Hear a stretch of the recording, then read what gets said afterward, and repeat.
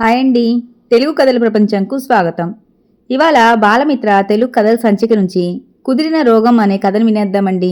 పిల్లికి బిచ్చం పెట్టని పీనాసి జయమ్మకు హఠాత్తుగా అంతుపట్టని రోగం దాపురించింది.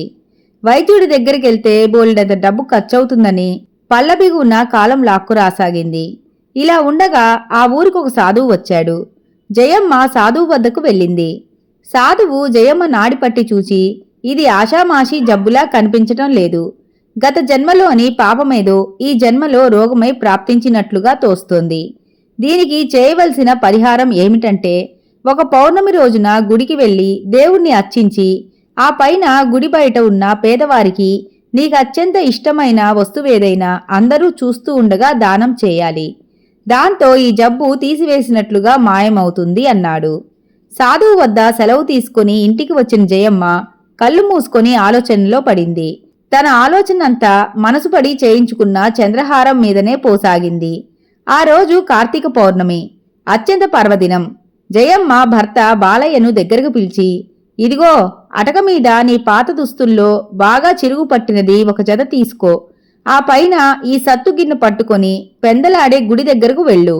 అక్కడ ఎవరూ చూడకుండా ఈ దుస్తులు ధరించి ఈ సత్తుగిన్నె పట్టుకొని గుడి ముందు అందరి భిక్షకాలతో పాటు ఉండు. నేను వచ్చి నా చంద్రహారం నీ సత్తుగిన్నెలో పడేస్తా. ఆనక నీవు హారాన్ని జాగ్రత్తగా పట్టుకొచ్చి నా చేతికి ఇవ్వు అన్నది. జయమ్మ లేని ఓపిక తెచ్చుకొని చంద్రహారం మెళ్ళో వేసుకుని గుడికి బయలుదేరింది.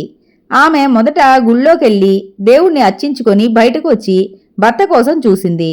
ఆ రోజు దానం చేయటం మూలాన పుణ్యం వస్తుందని చాలామంది ఆ కార్యక్రమంలో నిమగ్నమైనందుకు అక్కడ వాతావరణం హడావిడిగా ఉన్నది. పైగా కనుచీకటిగా ఉండటంతో భిక్షగాడి వేషంలో ఉన్న బాలయ్యను పోల్చుకోవటం ఆమెకు కష్టంగానే తోచింది. కాని బాలయ్య చేతికి ఇచ్చి పంపిన సొట్టలు పడ్డ సత్తుగిన్నె మాత్రం ఆమెకు బాగా గుర్తున్నది. ఇంతలో ఆమె ముందుకు సత్తుగిన్నెతో ఒక వ్యక్తి వచ్చి నిలబడ్డాడు. గిన్నెను బాగా పోల్చుకున్న ఆమె, ఇదిగో తొందరగా ఇంటికి వచ్చేయి, హారం జాగ్రత్త సుమా అని గుసగుసగా మాట్లాడి అందరూ చూస్తూ ఉండగా మెడలోని హారం తీసి గిన్నెలో వేసి ఇంటి ముఖం పట్టింది. ఇది చూసిన అక్కడి వాళ్ళు ఈ భిక్షగాడు ఈరోజు నక్కతోకం తొక్కి వచ్చాడు అనుకున్నారు.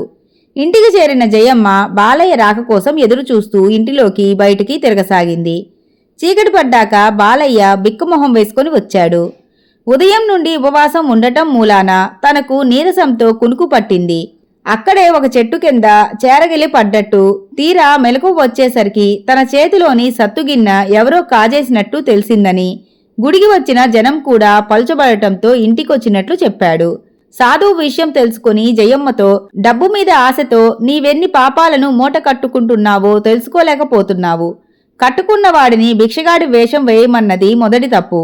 ఇదన్ని భిక్షగాడించేసి మరొక భిక్షగానికి నీ వద్ద నుండి దానం పుచ్చుకొనే అవకాశం దక్కకుండా చేసి మరొక తప్పు చేశావు. మన వస్తువును మన ఇంటికే తెచ్చుకోవడం అసలు దానం ఎలా అవుతుంది? నీ భర్త అమాయకత్వం నీకు మేలే చేసింది. అతడు నీ చేత దానం చేయించి నీ రోగాన్ని నయం చేశాడు. ఇక నుంచైనా భర్తను గౌరవించడం అలవర్చుకో అని హితవు చెప్పి వెళ్ళిపోయాడు. ఇంతటితో కథ కంచికి మనం ఇంటికి. ఈ కథ గనక మీకు నచ్చినట్లయితే లైక్ చేసి, షేర్ చేసి, కామెంట్ చేసి మన ఛానల్కి సపోర్ట్ చేసేయండి ఫ్రెండ్స్. ఇక ఉంటానండి. By by.